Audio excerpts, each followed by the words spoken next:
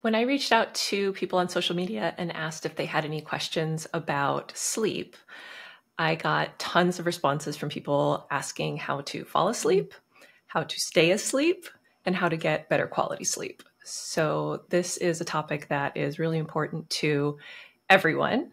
And I think that you and I probably are going to have very different experiences with sleep just because of who we are, what our natural schedules are, and what our lives are like. So I think it's perfect for us to have this conversation and to share those different perspectives on sleep. Yeah. But why are we even talking about sleep on a show called A Little Bit Easier? Because first of all, life is easier when we're sleeping. Life is so hard when we're tired, so much harder. It absolutely is. I know when I'm sleep deprived, I'm grumpy. I'm much shorter, in responses to people. I don't have the ability to take that pause that you need to before you react to something. I'm not as smart. Your brain just doesn't work as well when you're sleep deprived. Yeah. And also a big one is I'm not as able to regulate my mood, and I feel so much more anxious. So we've done a previous episode on anxiety, and the topic of anxiety has certainly floated in and out of our episodes because it's a common theme in life, and sleeping better helps with anxiety, plain and simple. So it's such a basic topic, but it's so good to revisit it and spend some time thinking about it. Yeah, absolutely. And, it is a basic topic, but with all the responses that I got, it's obvious that this is something that everyone struggles with. Well, it's often the basic things that can become complex to live out. Right. Yeah. And there are people who may even be spending 8 hours a night in bed, but they're not sleeping well or enough. And even just minor sleep insufficiency, going a couple of days without getting quality sleep actually negatively impacts your health. And minor sleep insufficiency over an extended period of time is associated with an increase in mortality. Yeah. So not sleeping well can literally kill you. Yeah. The only reason I'm laughing is because I know these stats are true, and it's almost a nervous laughter because I know the impact for me anyways when I hear something like that is then feeling more worried that I'm not sleeping enough, Yes. which of course negatively impacts our sleep. So I think the energy that you and I both want to bring is what are the small tweaks we can make to have a better sleep, to have a happier sleep, feel better the next day without guilt or shame for the fact that sometimes we do have insomnia and we do have a bad night's sleep, and that's okay too. Of course, absolutely. Perfection is never the goal. And I have luckily not had a lot of trouble with sleep throughout my life. There's definitely been periods of time where I was more anxious, and so I had more issues with sleep. But I lived with someone, my partner CK, had severe insomnia for the first half of our 15-year relationship. So I have seen the impact that it can have and the impact that negative thought pattern about sleep can have, where you get wrapped up in I'm not sleeping, and so now you panic about not sleeping, and it becomes a cycle. So we definitely want to focus on simple and free things that you can do that can make a big difference. I love it. Great. So let's start just a little bit with our experience about sleep and kind of our different perspectives because of how our lives are a little bit different. What is your natural schedule? What would you like to have as your schedule, and what is your actual schedule? Yeah. So my natural schedule would be that I'm a night owl. I love staying up late. I get lots of creative ideas later in the day. I love chatting into the night, listening to music, reading, hanging out. I would love to stay up late. Love to sleep in. Definitely not a member of the 5 a.m. club. I would love to sleep in, and I love naps. Some people don't like naps, or they say they don't know how to nap. I could so easily take a cat nap every day. Find me a little piece of sunlight, and I will lie over top of the duvet in the sunlight and close my eyes and have an afternoon nap, an afternoon siesta. So that would be a great routine for me. I mean, my life doesn't look like that because I'm participating in our capitalist society where I'm waking up and going to work. I've got a couple of kids, so they go to school. I got to get them ready. And then in service of living my life that way, I try to force myself to go to bed earlier. And I try to get into bed in the 10s in order to fall asleep in the 11s. That's my goal. And then I set my alarm for 7. And if I wake up in the 6s before that, I'm okay with that. And on the weekends, ideally, I sleep till 8.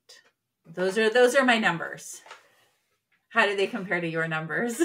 I'm the complete opposite. I turn into a pumpkin about 8:30 at night. The way our schedule is, we eat dinner about 5:30, and then we play a word game together afterwards, and we take our evening walk. And then I do like, brushing teeth, washing face, that whole routine, so that then when we lay down on the couch and watch an hour of TV, I'm ready for bed at that point. And I have what I call my napetizer, which is where I fall asleep watching TV before bed. And I get this is my favorite window of sleep. I get like really great deep sleep and just knock out on the couch for like half an hour under the pretense of watching television. And then I wake up when the show's over and I go to bed by 9:30 every night. And I don't wake up to an alarm, but I typically will wake up around 6 o'clock in the morning. I'm a morning person that like watching the sunrise, having my coffee, that early morning time is my favorite time. If anything lasts past 9 o'clock at night, I'm not there. That is a special time of day, the sunrise. And so that's a lot of sleep you get. Yes. Yeah. So you must have some good wisdom to share. Maybe. It's just, what works for me. I don't set an alarm. So I just go to sleep and I wake up when I wake up. And some mornings it's later, some mornings it's earlier. I say that sleep is my superpower because it's just one of those things that like I get a lot of it and it really does help me in other areas of life. It really is great. And I'm thinking about your routine with, the earlier dinner and then the walk. And also to put into context just how different our daily lives are. 2 nights a week, I'm teaching from 6 to 9 p.m. So I'm not even wrapped up. Sometimes that's in person, right? So then I'm wrapping up in the classroom and driving home, or if it's online, I've got to wrap it up. So then my adrenaline's up, my energy's up, I've got to sort it down. And then my kids as well are not going to sleep. They're going to sleep at around the same time as you, right? 9:30. So after this is a psychological thing too. And plenty of parents I know have this. Once your kids go to bed, you want to have your own window of experience. Some parents don't, and they're cool going to bed right with their kids, at the same time. But there can be, for me anyways, I want to have a separate experience after they're done. So it would rarely be 9:30 unless I have a cold or something like that. But that does sound pretty dreamy. Well, yeah, I want to make sure that people don't hear my schedule and my life and think that I'm telling them that this is what you need to have, because I do have, this is the life that I've chosen. I chose to not have children, and I chose a partner where we're very schedule oriented, and we both, have agreed that this is the life that we want. And so our evenings are very mellow, and I do have a lot of that like downtime to get ready for sleep, and it's very conducive to that. So everyone's schedule is different. Everyone's lives are different, but the tips that we're going to give are things that you can like find the things that work for you and incorporate what you can, or maybe make small tweaks to your schedule if that's possible. I love it. So let's move on. We're going to go through some sort of like low-hanging fruit, some simple things that people can do. And I was talking to my myofascial release therapist this week about us doing this episode. And I asked if she had any tips for people. And she's a friend of the pod. So hi, Ruth. And she had a great quote. She just said, you have to respect sleep. And that sounds simple, but I think we take sleep for granted. It's like we do it every night. So it should just happen. And if it's not happening well, it kind of feels like it's out of your control. But if we think about it as this, this integral part of life and something that is so necessary, and give it the respect that it deserves, then we can take some small steps in our day-to-day that can have a positive impact. I really like that that framing of it, even giving it that title versus the title sleep hygiene. It's like, how can I choose to respect my sleep? Which is really a self-respect, isn't it? Because it's such a fundamental part of self-care. It definitely is. Yeah. So we'll probably disagree a little bit on this one, given our schedules, but the first is to try and have a consistent bedtime. Like you were just talking about, you 2 nights a week are teaching late. So you couldn't say like, I'm going to be in bed at 9:30 every night, but at least having kind of a window. Yeah. And I do have that of time. Yeah. I do have like the 10s. Ideally, I'm getting into bed in the 10s and falling asleep. Yeah. And I know that if I miss that window and it's suddenly the 11s, the 12s, and I get into bed, I can miss the window of, I can start a new awake cycle. Yeah, you get like a second wind. Exactly. So, for me, that's a consistent. So whatever consistent means to you, listeners, it might be something more on the nose, or it might be a window, but having that does help. What I kind of do is I start with what that window is, and my day is backed up from there. So I know that I want to be asleep sometime between 9:30 and 10. So what does that mean? Like I have to be relaxing by 8:30 so that my brain is chill by the time I want to fall asleep. And so if I want to be relaxing by 8:30, that means I have to be getting ready for bed by 8, and kind of back it up from there, rather than it being like, you know, you rush through the day and you get up to the end of the day and then all of a sudden it's 9 o'clock. Like it has to be something that you have intention around, and that it's part of your schedule rather than it being an afterthought. Yes. And I like that you're reminding us that it's not an immediate thing. Done my day, go to bed. We need a buffer.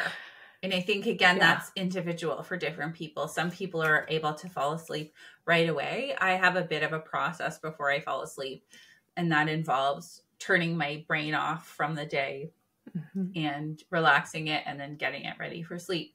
And so I think that self-awareness piece comes in to think, how much of a buffer do I need to build in before the end of my day and the beginning of my sleep? And that's a really important part of that respect. It is. There's a lot of talk about whether you should be looking at your phone or watching TV and being exposed to artificial light before you go to sleep and all of that. And that may impact people, but I think what's more important is what you're consuming. And having, you know, even if you're looking at your phone or if you're watching TV, being intentional about what you're watching, what you're looking at, so that you are watching or consuming things that are relaxing to you and not amping you up. Like you don't want to be arguing on Twitter before you're trying to go to bed. Right? Like it's more about what the content is doing to your mindset and to your anxiety level, and whether it's actually letting you relax or if it's just winding you up more. Agree. And I love content before bed that feels uplifting or that feels funny. I love reading funny things. I love watching funny things. And some people, I've read that for folks who do suffer from anxiety, rewatching television shows, you've heard that too, can be really soothing. And so if you have a series that you love, watch it again, watch the reruns of it, something that makes you laugh, something that you can predict what's going to happen. And that can be a really soothing way to wind down. Okay. So this is a pretty obvious one that I think everyone knows, but it's a good reminder, which is to avoid caffeine and alcohol in the evening. Some people may be able to have a glass of wine with dinner and have it not impact their sleep, but this is specifically for people who are struggling to get quality sleep. Alcohol, it makes you feel like you're falling asleep faster and better because it knocks you out. But chemically and physically, you're not actually sleeping with the same quality that you are without alcohol. So it's just something to think about if you are struggling to get quality sleep, is to try not to have alcohol in the evenings. Alcohol and caffeine are both things that will interrupt sleep, make you wake up more or have lower quality sleep. Yeah, it's a good point about, I'm thinking about tracking sleep. And this could be, if you're trying to get to the root cause of why some nights you're sleeping well and some nights you're not, this is when a tracker could also be useful to better understand, do these substances impact me? And if so, in what way? And if so, is it worth it? And then you can make a choice from there. Yeah. And I know I'm someone, I could have an espresso after dinner and fall right to sleep. But the quality of sleep is not the same. So that tracking and that awareness could definitely have a positive impact. And I know when I used to drink, even if I would have one glass of wine or one drink, my sleep that night would not be as good. I would wake up with like a little bit of anxiety of like more of that, like, did I forget something or did I say something that I shouldn't have said? Like that sort of like weird active brain anxiety. I would just wake up multiple times throughout the night with that, even from one glass of wine. So alcohol is definitely something that can have an impact on anxiety levels when you're sleeping. Yep. So figure out for you what the substances do, right? What impact do they have? And do you like that impact? Do you not? And what might you want to look at? Another one is to lower the temperature in your bedroom. Our bodies need to be a little bit cooler to trigger sleep and to stay asleep. We need a core body temperature drop of 1 degree Celsius or a couple degrees Fahrenheit to have that quality sleep. So if your room is warm, you don't trigger those natural processes of cooling down. So we actually drop our thermostat to like 63 degrees at night. It's pretty chilly in our room, but it saves money and we sleep better. I love it. Do you adjust your thermostat? I do, and I also use a fan at night, and I enjoy a cool room. And then I also like to have a heating pad. So in the winters here, I like to have like maybe a heating pad on my tummy or on my legs. So all of that is just controlling the temperature to make myself feel more comfortable. Yeah. But it turns off the heating pad. It turns off after an hour. But I find that's when, and I'm going to talk more about some of my sleep routine, which I think is fairly high maintenance, but it works for me. But one of the items is I bought this really nice. I had the oldest heating pad in the world. It must have been, I feel like it was around 20 years old. I mean, it was something I bought in the drugstore that just lasted forever and ever. And I finally upgraded it to this really nice heating pad that it will turn off after an hour, and it's all fuzzy and soft and lovely, and it's quite joyful to use. So nice. Yeah, it was a good upgrade. Nice.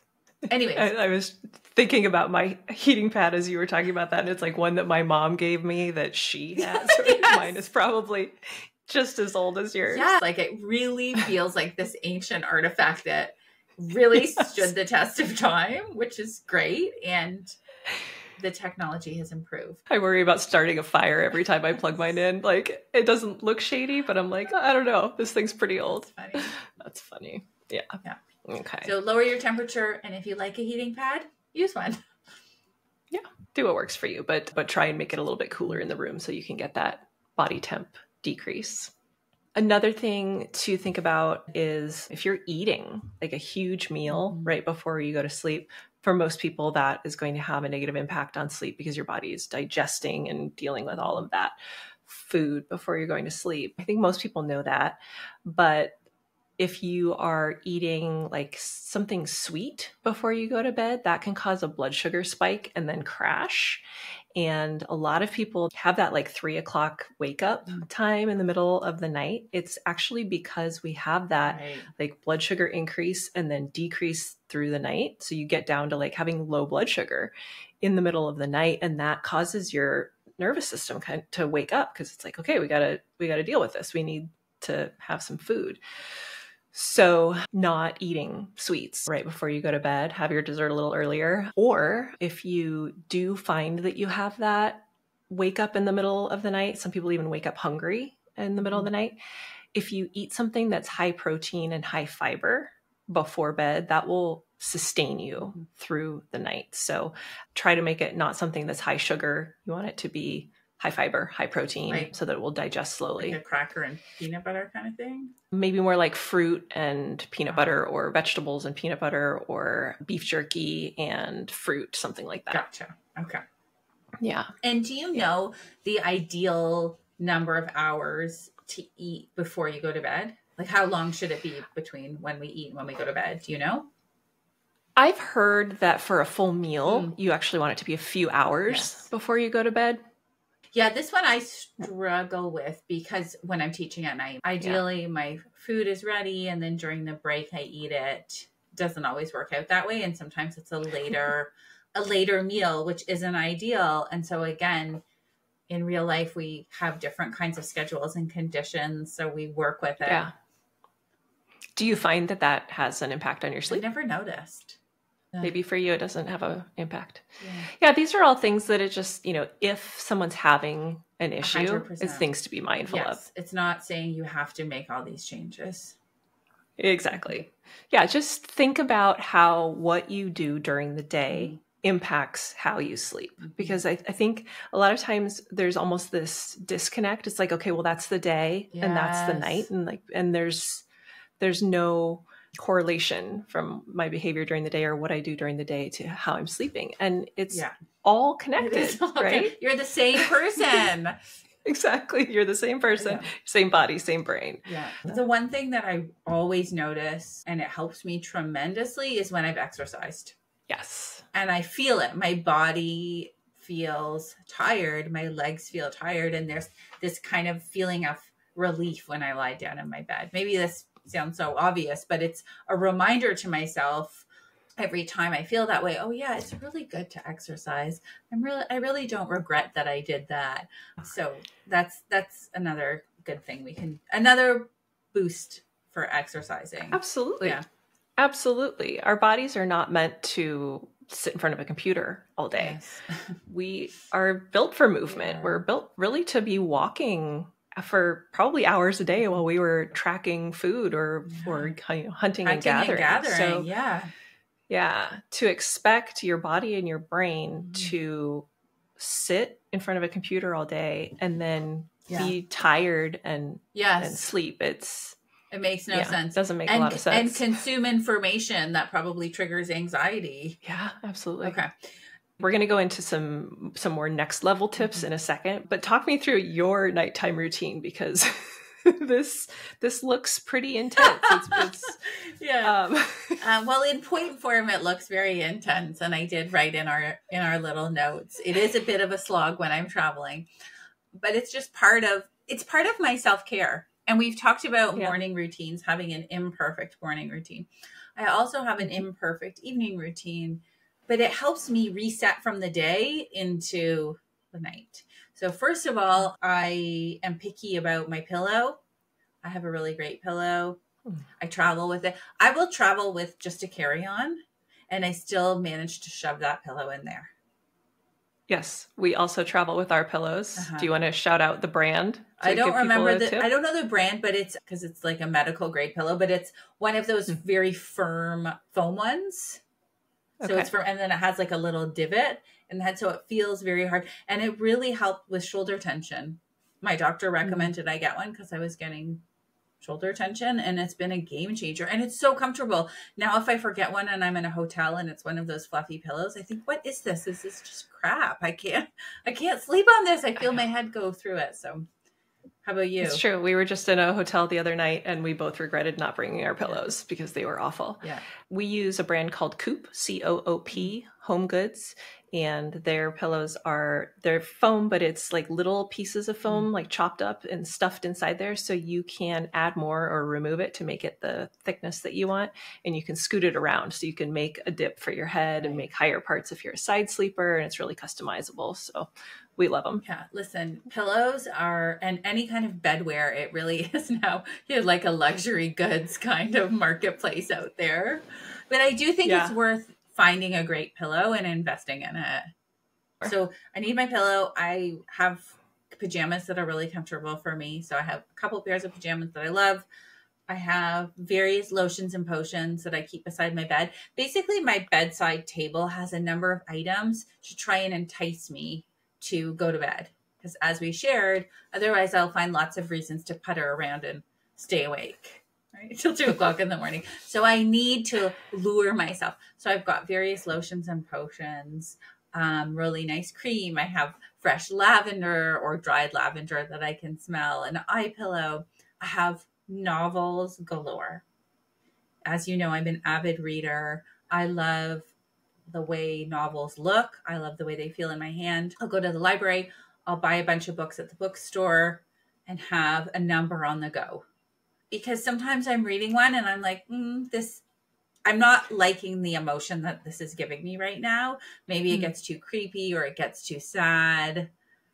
And I think I want something else. Then I can pull something else I've got going that I know works for me. I have certain authors that I read on repeat. That's almost just like, it's soothing for me, like watching those TV shows. So I've got a whole bunch of books by my bedside. I've got my 5-minute journal, which I use in the morning and then I use at night. It's always beside my bed. I've got a couple of nice pens. And then of course I have a notebook to jot down ideas for the next day. For me, this is really important for falling asleep because I'll start, even though I have an agenda, obviously, where I have all my appointments and my to-do list on it downstairs, I might think, oh, did I remember this? Or certain ideas are popping into my brain right before bed. So I write them all down on a nice little, get them out of my head. And I like buying a nice notebook for that. Actually, recently when we were in New York and at the Strand, we went to the Strand bookstore and I bought a couple of nice little notepads. And again, this is just a small upgrade that can feel enjoyable. So I have that. My humidifier is running. I've got white noise, certain kind of white noise, the sound of a river and rain, nothing else. And then I just need some time. Do my writing, do my reading, drift off. It could not be more different than what I do. So what do you do after you watch your show and then? Yeah. So I've already brushed my teeth and washed my face at that point. Yeah. So I literally walk upstairs, put in my earplugs. That's one thing. I sleep with wax earplugs. I'm very, very sensitive to sounds. So I don't want to hear anything. I don't want to hear it raining. I don't want to hear CK come to bed. Yeah. I can't have any sounds. So I put in earplugs. I wear a nose strip like you see football players wearing, like the plastic ones, so I can breathe better through my nose.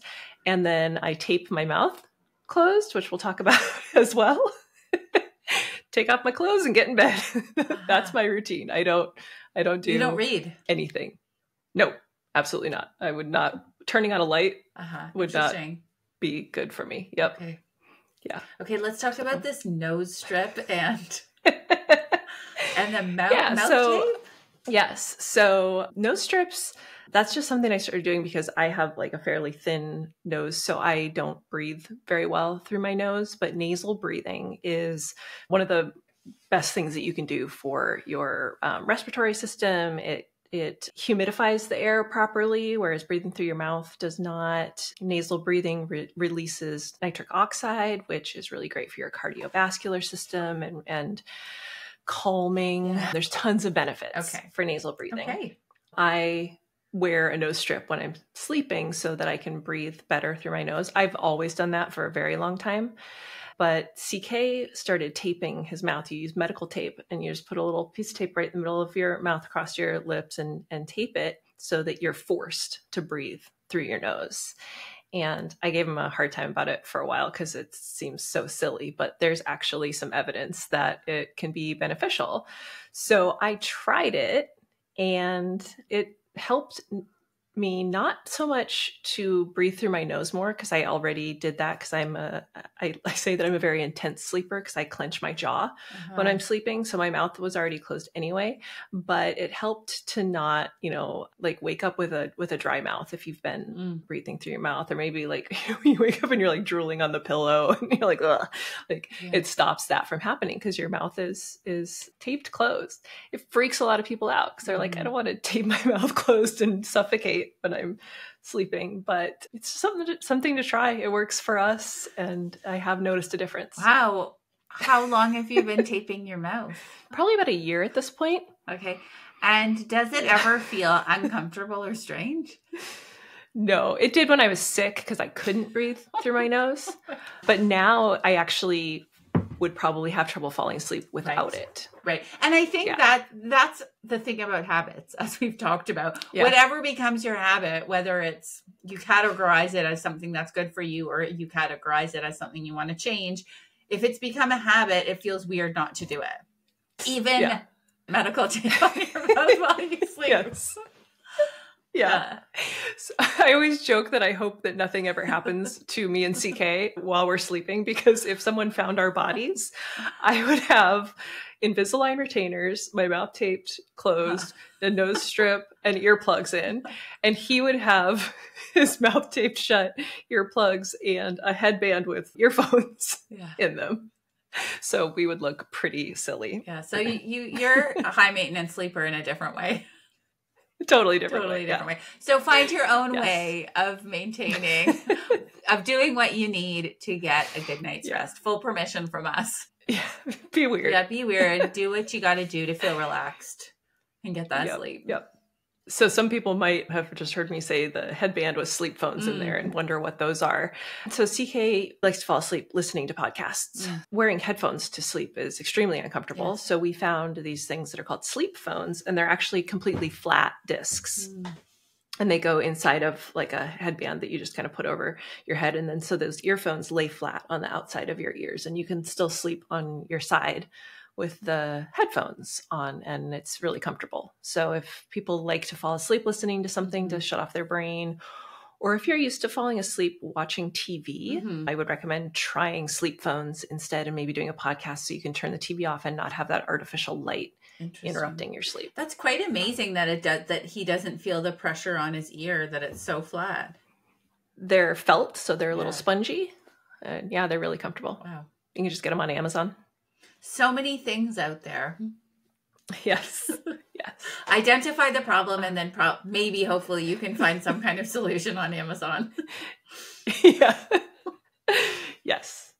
Okay. So one of the things that is scientifically shown to help kind of regulate your circadian rhythm and help you have this schedule of being able to wake up and go to sleep at a certain time every day is to get sunlight exposure on your eyes. First thing in the morning, if you can, or within an hour or so of waking, if first thing isn't possible, or if you get up before the sun comes up, just going outside and literally getting sunlight on your eyes it starts the release of chemicals that tell your body it's wake up time. Like now, like it's the beginning of the day. There is real science here. This isn't just woo-woo. This is actual science that chemical reactions take place when the sunlight hits your eyes, and it tells your body to start your clock. Like this is the time that we're going to be up. And your body has a clock that then, says, okay, and in a certain amount of time from now is when we're going to need to be tired and go to bed. So getting that sunlight, getting actual outdoor sunlight, not staring at your phone light, like real sunlight on your eyes, can start your day. It can wake you up. It can have a positive impact on your mood. It can just really start your day on a positive note. But then that's one of those things that connects to the end of your day. So you're starting your day with this sunlight, and it actually will set you up to be tired and fall asleep easier at the end of the day. I love that tip. I'm wondering if you've done research on those sunlight, like lamps that mimic the sunlight, like happy lamps, what your thoughts are on that? Because I was thinking, another thing is that Pam and I are in different climates. Pam is in sunny California, and I'm in Toronto, which at the moment is cold and gray. So I have been thinking about getting one of those lights. Yep, absolutely. They do work. They're, if you can't or don't want to, for whatever reason, get sunlight in the morning, if it's freezing cold or if the sun's just not out, then they absolutely do work. So get that sunlight. Yeah. And it's something that you can kind of stack, something you already do in the morning, so you don't have to add time to your schedule. I like to just take my coffee or tea outside and stand there and watch the sun come up. Sometimes I will put on some sort of nourishing content. Like I like meditations from the Waking Up app, or something about mindfulness, something that just starts my day off on a positive note. So getting that positive content while I'm watching the sun come up is just a really nice start to the day. Awesome. Great tip. I love that tip. On the flip side of it, if you can also add in exposing your eyes to the sunset at the end of the day as well, that is another indicator to your body that it's the end of the day and we need to start winding down. So the most important one is that start of the day with the sunlight, but kind of bookending your day with seeing the setting sun can also have a positive impact. Great. You can stack another thing onto that, which is morning exercise. So if you could get out and take a walk while you're getting that sun exposure, having exercise in the morning has been shown to also regulate that circadian rhythm and help you be tired at the end of the day. So like we were saying, movement helps you feel more tired at night. Doing it first thing in the morning can have an even bigger impact. And stacking it with sunlight would just be even more powerful. Yeah. And even if you're not able to do your full workout, if you do a full workout, whatever that means to you, if you're not able to squeeze that in the morning, because a lot of people I know who I work with, they don't wake up in time if the workday starts at 9. And I'm one of those people. And I tend to work out later in the day. Even if you stack with the sunlight and a quick walk, 5-minute walk around the block, that can still trigger that positive impact and give you some of those benefits. Absolutely. So it doesn't have to be your full workout if you do one. It can be something short, but something outdoors, fresh air, sunlight, and movement pretty soon after you start your day. There are a lot of supplements that people use for sleep. People use melatonin, magnesium, and CBD, which are all ones that you listed as things that you take. Are they things you use regularly, or is it like when you feel like you need it? Yeah, when I feel that I need it. So I have them as in my little kit beside my bed. So I tend to take magnesium most nights. And then if needed, I would take CBD if needed, if I want to, right? If I'm feeling like, oh, I've got a lot on my mind. And same with melatonin. I do melatonin less often. If I feel like it's going to give me some kind of comfort, I'll use them. And I think it's, for me, the payoff of thinking I'm going to have a better sleep is worth it. I don't know if it's placebo or actually if they're supporting me in that way or not, but I do have those beside my bed, as I said, as part of my kit. And I think what you just said is what's important, because a lot of the science that's coming out is saying that magnesium and melatonin probably don't have as big of an impact as we think that they do. But if you think that they do, and so then they do, then that's all that matters. Exactly. So the thing that people asked about most was how to fall asleep, or if they wake up in the middle of the night, how to get back to sleep. We all experience this. And I call it busy brain, where as soon as my head hits the pillow, all of a sudden it's like I get a whole bunch of great ideas, and I wonder if I responded to that email, or did I say something weird? Or like all of a sudden, like your brain is just like, oh, let's think about everything that I could possibly think about, right? It happens, I think, in large part because we're so busy and so distracted throughout the day that at night, when you go to sleep, that's the only time that your brain, gets to be heard. It's quiet enough for all of those thoughts that you have been avoiding or suppressing or didn't have time to think about to come out. Yeah. And also I think your brain is like, wait, am I safe to fall asleep, or is there one other thing I need to worry about? That's a great point. Before I let myself relax. Yeah. Kind of typical relaxation tactics can help here. I like to do a little diaphragmatic breathing before I fall asleep. So that's, a big word for basically just breathing through your abdomen and taking deep, slow breaths. I like to do a count of 5 in and out a few times. That's sort of like how your nighttime routine is all about like signaling to your body that this is time to go to bed and having that. The breathing for me is that. So if I know that I'm not going to be able to fall asleep right away, I can do a few of those 5 in and out count breaths. And that's just sort of like a downshift for my body and my brain. And it sort of starts to relax me and lets me chill out. So I would definitely recommend people try that. Just breathing.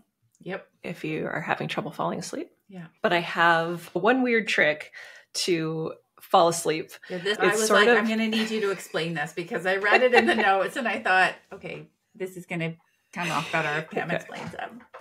Yeah. So it's sort of like the extreme version of counting sheep. Because like counting sheep, it's kind of a joke, but it doesn't work because we can all count and think at the same time, right? That's Our brains are capable of that. So what you need is something that you can think about, that you can focus on, that takes enough effort that you can't think about anything else while you're doing it, but that is not interesting enough to keep you awake.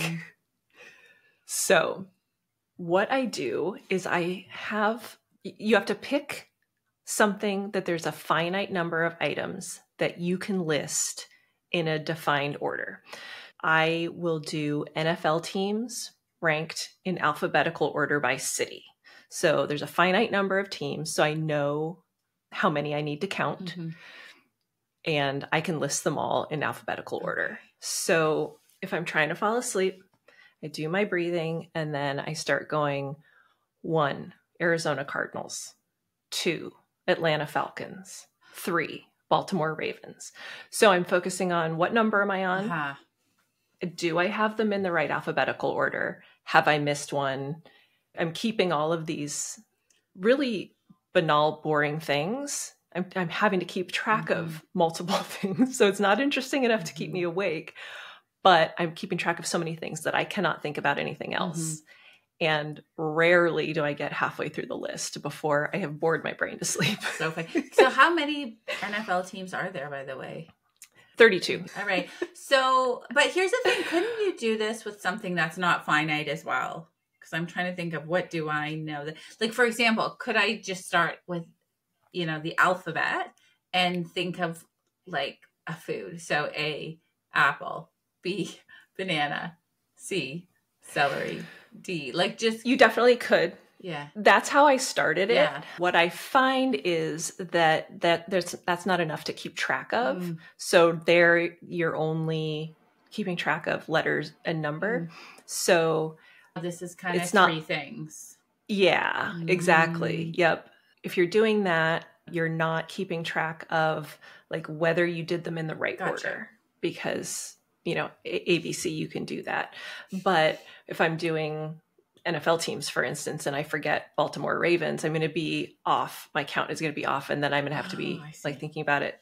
Yeah. Your mind will still wander when you're doing this. So the rule is, as soon as your mind is wandering, you have to start back at the beginning. Now, did you make this up? I did. Yes.